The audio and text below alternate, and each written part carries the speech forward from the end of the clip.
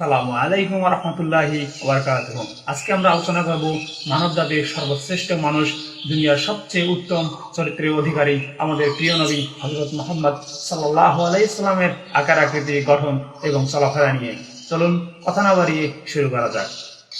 সাহাবীদের বর্ণনা অনুযায়ী রাসূলুল্লাহ সাল্লাল্লাহু আলাইহি সাল্লাম ছিলেন অত্যন্ত সুন্দর, নুরানি ও সুঠাম দেহের অধিকারী। তাকে দেখলে মনে হতো যেন পূর্ণিমার চাঁদ জ্বলজ্বল করত।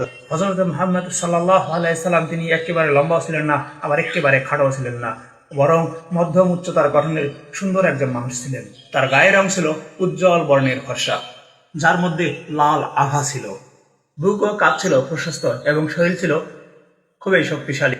তার চোখ ছিল বড় ও কালো, অন্তত মায়াবী। আমাদের প্রিয় নবী হযরত মুহাম্মদ সাল্লাল্লাহু আলাইহি সাল্লামের চুল একেবারে কোঁকড়ানো ছিল না, আবার একেবারে সাজানো ছিল না, হালকা কোঁকড়ানোর মতো এবং কালো ছিল। খুবই ঘন তার চুল ছিল। তার দাড়ি ছিল খুবই ঘন ও কালো। যখন তিনি হাসতেন তার দাঁতগুলো মুক্তোর মতো ঝলঝল করে উঠত। সাহাবীগণেরা বলতেন, রাসূলুল্লাহ সাল্লাল্লাহু আলাইহি সাল্লাম তখন হাঁটতেন তখন তার মাথা নিচু করে হাঁটতেন এবং দ্রুত পদক্ষেপ করতেন।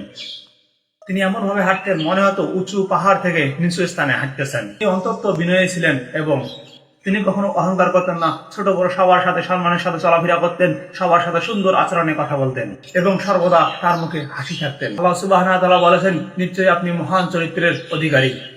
আল কলম আয়াত নম্বর 4।